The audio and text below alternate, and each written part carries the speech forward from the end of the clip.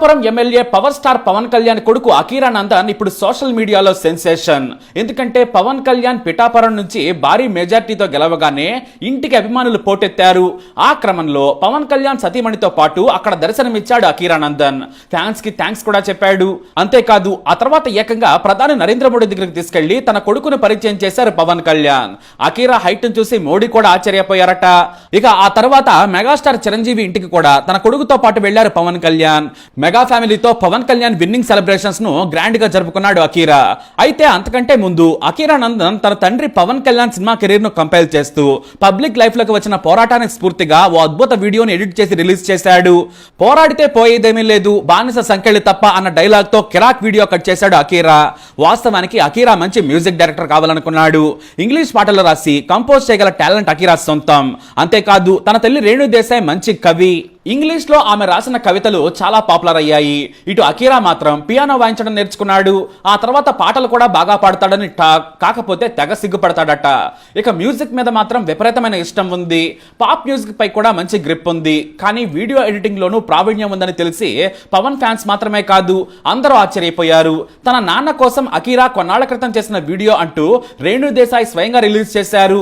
అది ఇప్పుడు వైరల్ అయింది. ఇక 10 ఏళ్ల కష్టానికి ప్రతిఫలంగా జనసేన ఇప్పుడు ఏపీ ఎన్నికల్లో కుమ్మేసింది. 100% స్ట్రైక్ రేట్ తో ఓల్డ్ రికార్డులు బద్దలు కొట్టారు పవన్. 21 స్థానాలు గెలుచుకొని ఫ్యూచర్ సీఎం రేస్ లోకి వచ్చారు. అసలు ఈ జీవితంలో ఎమ్మెల్యేగా పవన్ గెలవరని హేళన చేసిన వారికి ఇది చెంపదెబ్బ లాంటి విక్టరీ అనేది వాస్తవం.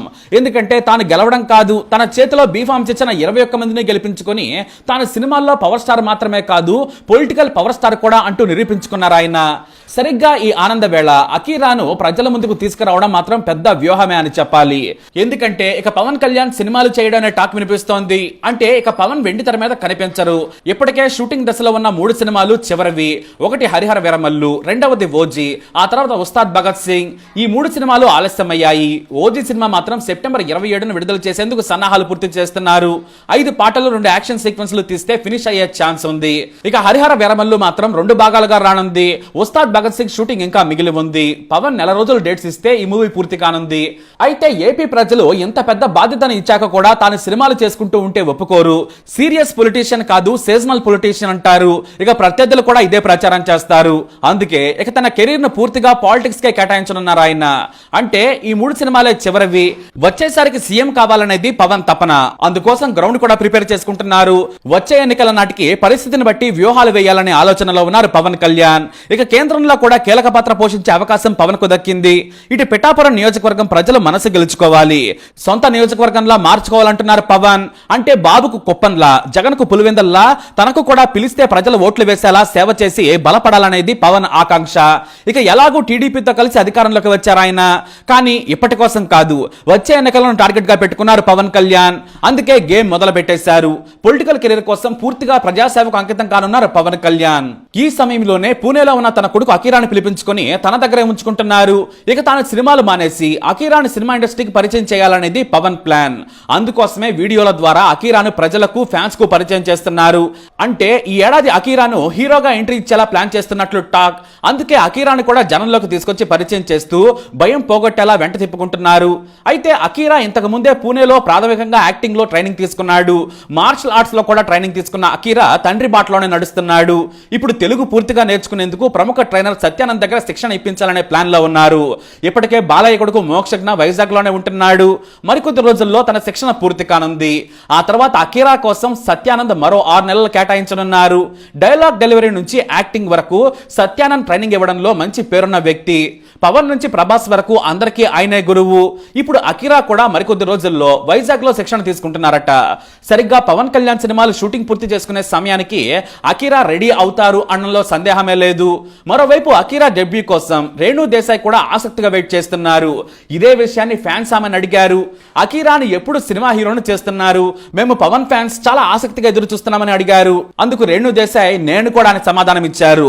అకీరా పుట్టగానే నేను వాడికి ఫ్యాన్ అయిపోయాను, తాను కూడా అకీరాను చూడాలనుకుంటున్నానని చెప్పారు. వాస్తవానికి గతంలో ఇదే ప్రశ్న అడిగితే ముందు చదువు పూర్తి కావాలని చెప్పారు. అయితే కొన్నాళ్ళ క్రితమే డిగ్రీ పూర్తి చేశాడు అఖీరానందన్. ఆ తర్వాత లాస్ ఏంజల్స్ లో కూడా యాక్టింగ్ పై శిక్షణ తీసుకున్నాడు. ఇప్పుడు చదువు పూర్తయింది కాబట్టి హీరోగా చేసేందుకు రేణు దేశాయ్ కూడా గ్రీన్ సిగ్నల్ ఇవ్వడంతో ఇప్పుడు హైదరాబాద్ లోనే ఉంటున్నాడు అఖీరా. అంటే ఇక హీరో కావడమే లేట్ అన్నమాట. మెగా కాంపౌండ్ నుంచి వస్తున్న మరో హీరో అఖీరానందన్. పవన్ కళ్యాణ్ మాత్రం ఇక 3 సినిమాలు పూర్తి కాగానే అఖీరాను నటవారసుడిగా ప్రకటించే ఛాన్స్ ఉంది. కొత్త తరం దర్శకుల చేతిలోనే పెట్టే అవకాశం ఉంది. అనుభవం ఉన్న వారి కంటే కొత్త దర్శకులు బాగా చూపిస్తారని మొదటి నుంచి నమ్మే వ్యక్తి పవన్ కళ్యాణ్. ఇక అఖీరా సినిమా ఎంట్రీ ఇచ్చాడంటే ప్రభాస్ తర్వాత అంత హైట్ ఉన్న హీరో అవుతాడు అన్నలో సందేహం లేదు. ఇంకా చెప్పాలంటే ప్రభాస్ కంటే కూడా హైట్ ఉన్నాడు అఖీరానందన్. అయితే పవన్ ఫ్యాన్స్ కు మరో కిక్కిచ్చే న్యూస్ కూడా టాలీవుడ్ లో వినిపిస్తోంది. ఉస్తాద్ భగత్ సింగ్ లో క్యామియో రోల్ ద్వారా ఫ్యాన్స్ కి పరిచయం చేయాలని పవన్ ప్లాన్ చేస్తున్నట్లు టాక్. లేదంటే ఓజీలోనైనా అదిరిపోయే మెరుపు లాంటి పాత్రతో అఖీరాను ఆడియన్స్ కు పరిచయం చేయాలని పవన్ కళ్యాణ్ భావిస్తున్నారు. ఇవన్నీ జరగాలంటే మాత్రం ఏపీలో రాష్ట్ర ప్రభుత్వం కొలువు తీరాలి. ఆ తర్వాత పవన్ కళ్యాణ్ అసలు మంత్రివర్గంలో ఉంటారా, ఉంటే ఏ పదవి తీసుకుంటారనేది కూడా ఆసక్తికరంగా మారింది.